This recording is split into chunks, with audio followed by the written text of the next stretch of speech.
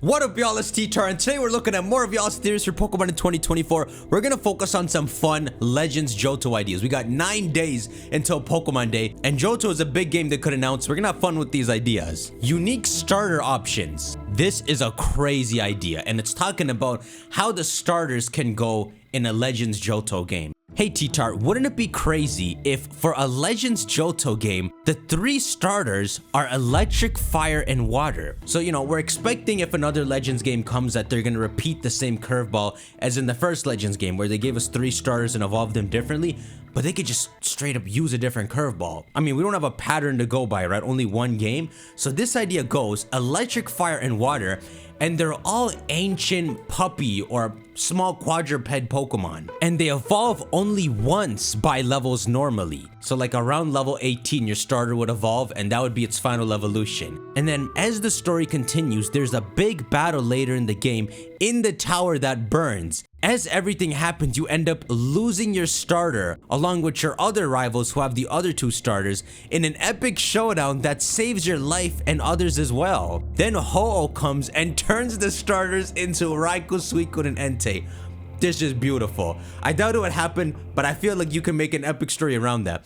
This is an amazing idea. Raikou and Suicune have always been such a mystery from the start, and especially now that they just reintroduced them into the spotlight, so everyone's hyped about them. While their stocks are at the highest, it'd be so cool to reveal the truth of the story here. So pretty much, when you're playing the modern Johto games and hearing the tale of the burned tower where Raikou and Suicune were born, secretly, they're talking about the previous protagonist. You know, as fanfic as this idea seems at first, it's actually realistic. You don't know how they could approach a Legends game since we only have one previous one to go off. And those starters evolved because of Mount Cornet's different energy. And while they could replicate the same thing, it's kind of like the gimmicks, right? Game Freak hates to lock themselves into something, whether that's small or big. When they lock themselves into Mega, the next game they change the gimmick again and again. So the same way, the first approach to the starters was making 3 variants. Maybe their second approach in a Legends Johto game is making them like this. So to put this more in how I think Game Freak would approach this, I think when you pick your starter at the start of the game, it would be 3 normal type starters. And we're gonna have to build off the lore that seems to exist in the Pokemon world, which is that for some reason, okay, when we look at Scarlet and Violet, Raikou and Suicune seem to be legitimate Pokemon. It doesn't seem like Ho-Oh birthed them into existence, you know, when it revived the 3 Pokemon. It seemed like them as a species just exist. Regardless of which turns out to be true, right? The Paradox Trio are time travelers from our world or time travelers from a parallel world. It shows that Raikou and Suicune exist in some sense. They look different in wherever they came from, but they're real Pokemon. So what I think should happen is these 3 normal Pokemon should look like very ultimate dumbed down versions of them, where you could just imagine 2 evolution, they lost all their powers to the peaceful times. So you would have one normal type deer looking Pokemon with small antlers, and that would be, you know, baby Suicune, where over millions of years, it got weakened to this state. Then you'd have some kind of small cat. That would be a small Entei descendant. And then you would have whatever Raikou is, a tiger. But you see, right, you would minimize them down to the most cutest versions of them and have them as pure normal types. And maybe these are starters that don't even evolve at all. The reason this idea works is because Game Freak has never told us what the Pokemon that died were. So a big theory that's always been going around are they're the evolutions, and there is a good chance that that's actually what Game Freak was planning at first. But we know Game Freak changes their minds all the time. Game Freak builds on the story they built. At first, what Ruins of Alpha was is not what it is now. Now it's actually tied to Arceus when it didn't exist in Gen 2. So I think dumbing down Raikou and Suicune and making them normal starters and the nameless trio that perished in the burnt tower incident would work really well. So the timeline makes sense, right? Let's just take the parallel worlds idea out of the way. The intention would be that Raikou and Suicune were dominating as dinosaurs. They evolve, I guess you could call it devolve to peaceful times, to these very simple normal types. But the potential is always deep inside them and in their genes. And so when Ho-Oh revives them, it brings out that deep-rooted potential again, and also brings out their old appearances, but with Ho-Oh's flavoring on top, which is a more elegant appearance to them. Because, you know, Ho-Oh's this pretty god Pokemon, right? And you know, you can say a couple things to this. The first is, well, the 3 Pokemon that perished in the flames, it said that when the burn tower burned, right, that lightning struck it, which caused a fire, and then afterwards it rained and it put everything out. And so those 3 phenomenons are what like Ho-Oh infuses into the 3 fallen Pokemon. And that is true, right? But this is a telling of the story by like the people in Critique City, right? So they don't know the true story properly. And as we could see with Diamond and Pearl, even events that just happened like 150 years ago can be so far in the past that the modern day people don't know it as well. And I would agree with the Critique people and say this probably is what the 3 beasts are. Just those 3 like phenomenons turned into Pokemon. But Game Freak has just told us that story is wrong essentially, because Raikou and Suicune already exist as Pokemon. So let's go with the story, right? You start Legends Johto with your 2 rivals, and you pick your starters from this group of normal Pokemon. A little deer, a little I don't even know if Suicune counts as a deer. Let me see what Suicune really is. You know why I said a deer for Suicune, right? It's the freaking crap on its head. Okay, they say Suicune is leopard-like.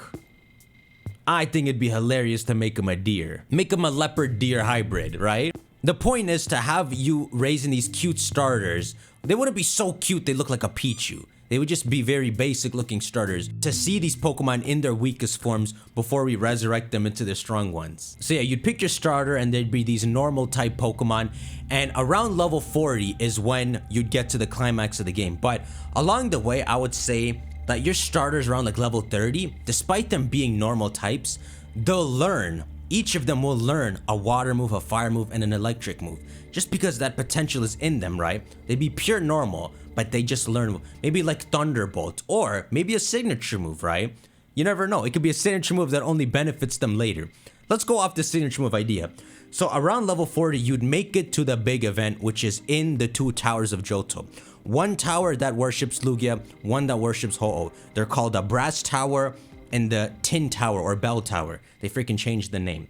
And this part of the game would relate to the evil team in Legends Johto, which, to go off the idea I said in a previous video, could be something like there's a group of people in Critique that would serve as the evil team in this game. And they're just people that don't like that Lugia is worshipped to the same light as Ho-Oh, because Lugia is a monster, right? And this is something that's perfectly natural that would happen, both in real life and in a Pokemon game. And some kind of showdown would happen in Lugia's tower, where you're fighting the evil team leader. I don't know what he's trying to do. Maybe he's trying to instigate Lugia to come out to show the world just how much a monster it is. But some kind of battle would be forced in that tower. I don't know. Let's say he does instigate Lugia, because Lugia apparently used to live perched up on that tower. So maybe he instigates Lugia and he's trying to force Lugia into a rampage. And you have to fight him, the 3 rivals versus the evil team leader, and then after you beat him, you gotta fight this enraged Lugia. And it's this big battle that ultimately ends in the tower burning. Now, the reason the Critique, you would beat Lugia. The reason the Critique myth works out is because the lightning that struck the tower, the fire that burned it down, and the water that put it out would be the 3 starter Pokemon, because they get those signature moves even in their normal, weakened, current modern day forms. And ultimately, you'd beat Lugia, your stars would perish, but you would make it out of the tower in time. And then Ho-Oh would come and resurrect the starters, and they would turn into Raikou and Suicune. And then from that point onward in the game, as you're beating the end game, those would be your new starter Pokemon. And they'd be nicknamed the same thing if you gave the first one a nickname. They'd have the exact same moves and everything, except, you know, now they'd be pure fire, water, and electric, and be essentially a different species. See, making me like speculate stuff like this makes me so excited for Legends Johto, right? But I know the Unova stocks are high. We gotta see which Pokemon would choose to do on Pokemon Day. But yeah, the idea would be that afterwards, these 3 trainers would pass on, and Raikou and Suicune would go on to the wild. And so, when you see them roaming in the modern day, that's exactly what they are. They now take on the role of these legendary Pokemon that roam Johto, protecting it. You know, the same way they did back then. Anyhow, make sure y'all shank that like button. Let me know your thoughts. Do you think something like this is realistic? Listen, Game Freak's always stepping up their game. They're gonna start changing things to where you get events that happen where you actually lose a party member. They can make it so you always have to have your starter on your team. They've already started with death in Pokemon, first with Sod Tura dying, and also in some darkness in Pokemon with how Legends Arceus played out, right? They kicked you out of the village, they exiled you. Game Freak, while very slow compared to other game developers, is on their way to doing the fun things we want them to do. This is not impossible. In fact, it's a setup that they just have to take. It's written there for them. Anyhow, 9 days until Pokemon Day. Let's see how this plays out, my dudes. Johto or Unova, and I'll see you on the next one. Take care.